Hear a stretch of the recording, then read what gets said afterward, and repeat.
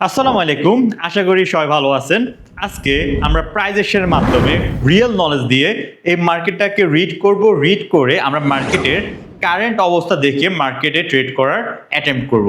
First of all আমাদের মার্কেটে আমি দেখতে পাইছি আমাদের মার্কেটে একটা অ্যাকুমুলেশন, ম্যানিপুলেশন এবং ডিস্ট্রিবিউশন এএমডি লিকুইডিটি গ্র্যাপের পরে যেটা হয় সেই জিনিসটা হয়ে গেছে। যেমন আমরা যদি এই জায়গায় লক্ষ্য করি একটু, আমরা এই জায়গায় দেখেন আমাদের অনেকগুলো বাইং প্রেশার ছিল, buying pressure buying pressure buying pressure. তো আমাদের এই জায়গায় কি হয়েছে, বাইং সাইড অ্যাকুমুলেশন হয়েছে। অ্যাকুমুলেশনের পরে আমরা দেখলাম এই অংশে তারপরও মার্কেট ডাউনওয়ার্ড আসছে, এটা ব্রেক করে। এর মানে কি আমাদের ম্যানিপুলেশনটাও হয়ে গেছে। এরপর শুধু ছিল ডিস্ট্রিবিউশনটা, সেটাও আমাদের যেটা যেদিকে বাইং প্রেশার ছিল সেদিকে বাইং প্রেশার হয়ে সেটাও আমাদের ফুলফিল করছে। এবং মার্কেট এখন কি করতেছে, তার আগের পজিশনে ব্যাক করতেছে। আর পাশাপাশি আমরা আরেকটা জিনিস দেখতে পাচ্ছি যে মার্কেট এখানে ডাবল টপ ক্রিয়েট করছে। ডাবল টপের নেকলাইন, এটা নেকলাইনে আমাদের আরো একটা জিনিস দেখতে পাচ্ছি, যেটা হলো আমাদের আউটসাইড বার। আউটসাইড বারটা আমরা কি হিসেবে এটাকে ট্রেড করতে পারি বা ট্রিট করতে পারি? আউটসাইড বারটা এই জায়গায় আমরা একটা ডিমান্ড জোন হিসেবে ক্রিয়েট করতে পারি, যে ডিমান্ড জোন থেকে মার্কেট ডিমান্ড বাড়তে পারে। যেহেতু প্রিভিয়াসলি পয়েন্ট এ থেকেও বাড়ছিল, পয়েন্ট বি তেও বাড়ছিল এবং পয়েন্ট সি তেও বাড়তে পারে। ওপেন এরিয়া এখন কোন দিকে? ওপেন এরিয়া তাহলে আমাদের আপওয়ার্ডে। তো সেটার উপর ভিত্তি করে আমাদের ফার্স্ট ডেটটা আমরা এখান থেকে আপে দি ডেটটা প্লেস করছি।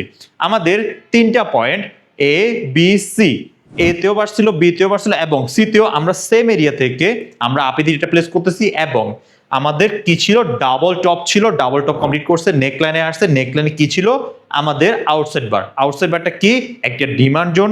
তো ডিমান্ড জোনে যেহেতু আসছে, আমরা ডিমান্ড জোন থেকে মার্কেটে কোন দিকে ট্রেড করতে পারবো? আপের দিকে। তো সো আমাদের এই জায়গায় ফার্স্ট ট্রেডটা হয়ে গেছে আমাদের আপওয়ার্ডে। তো আমাদের ওপেন এরিয়া এখন আপসাইড, আমাদের ওপেন এরিয়া আছে, ওপেন এরিয়াটা আমাদের টোটালি এইদিকে।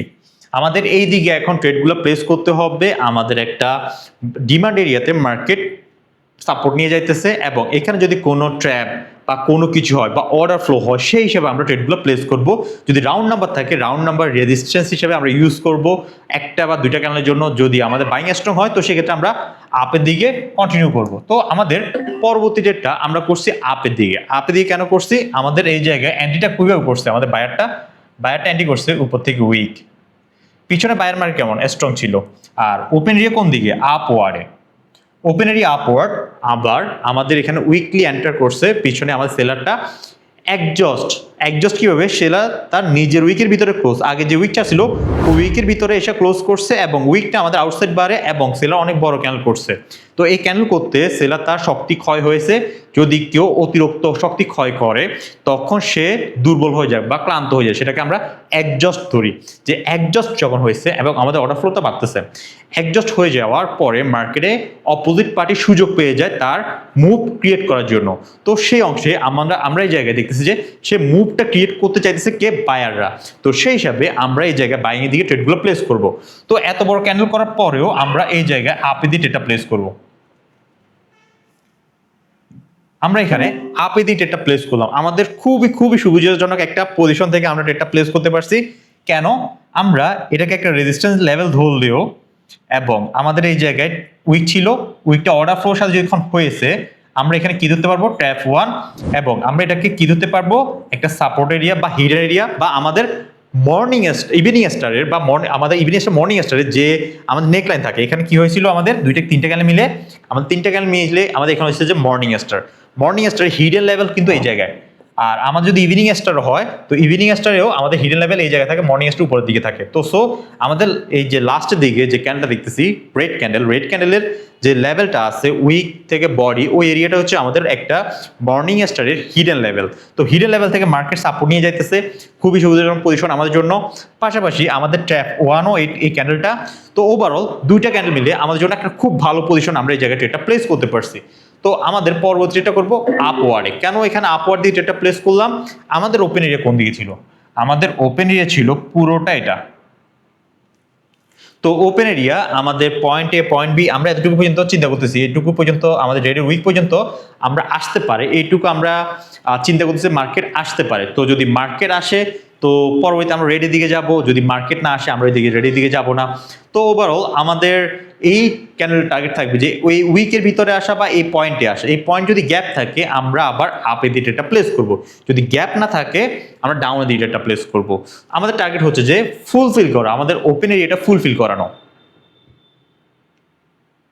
এটা মেবি লস করতে পারি, মনে হয় এটা লস করব। সো দেখা যাক মার্কেট শেষ পর্যন্ত কি করে। 3, 2, 1 এটা আমরা প্রফিট করছি। এখন আমরা এটা একটু রিস্কি ট্রেড হয়ে যায়, কি করা যায় এটাতে, এটা একটু রিস্কি ট্রেড হয়ে যায়। সো আমরা এখানে ডাউনের দিকে আসি,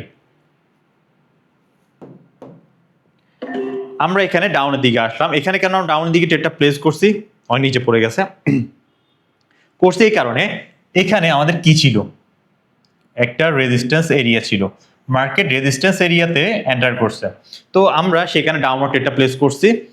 ক্যান্ডেল অনেক বড় হয়ে গেছে, এখানে নেক্সট ট্রেড আমরা কি ট্র্যাপ 2-তে করতে পারবো, যে অনেক বড় হয়ে গেছে, পিছনে সেলিং মার্কেট অ্যাডজাস্টেড, বাইং মার্কেটটা স্ট্রং, ক্যান্ডেল অনেক বড় রেড ক্যান্ডেলটা, যে আমরা এখানে রেজিস্ট্যান্স ধরে যে আমাদের ট্রেডটা প্লেস করছি, আর অনেক বড় যেহেতু ক্যান্ডেল হয়ে গেছে, না এখন উপর দিকে উঠতেছে, বায়ার আবার অ্যাক্টিভেট হইতেছে। তো এখানে পরবর্তীটা আমরা ডাউন দিয়ে করতে পারবো, ট্র্যাপ 2 হইতেছে, কিন্তু এখানে আরো একটা ক্যান্ডেল করতে পারে, ট্র্যাপ 2 হইতেছে, কিন্তু ট্র্যাপ 2 লজিকে যদি আমরা ট্রেড করি এখানে লস করতে পারি, যেহেতু আমাদের লাস্টের দিকে বাইং প্রেশার অ্যাক্টিভেট হয়েছিল।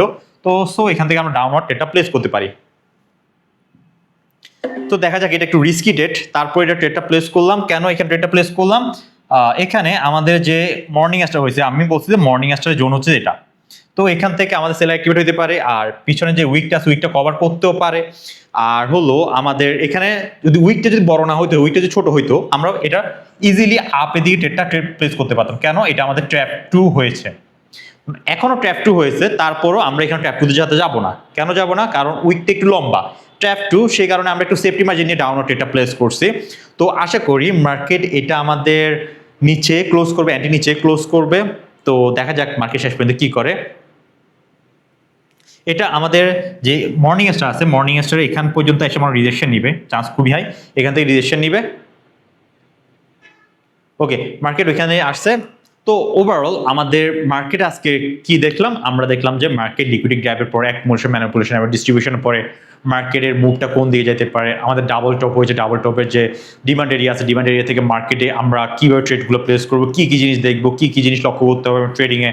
তো ওভারঅল আমাদের সব কিছু মিলে আমাদের ট্রেডিং, ওভারঅল সব কিছু হচ্ছে আমাদের প্রাইজের উপর যে অ্যাকশনটাগুলো ঘটে, এইগুলোই হচ্ছে প্রাইজ অ্যাকশন।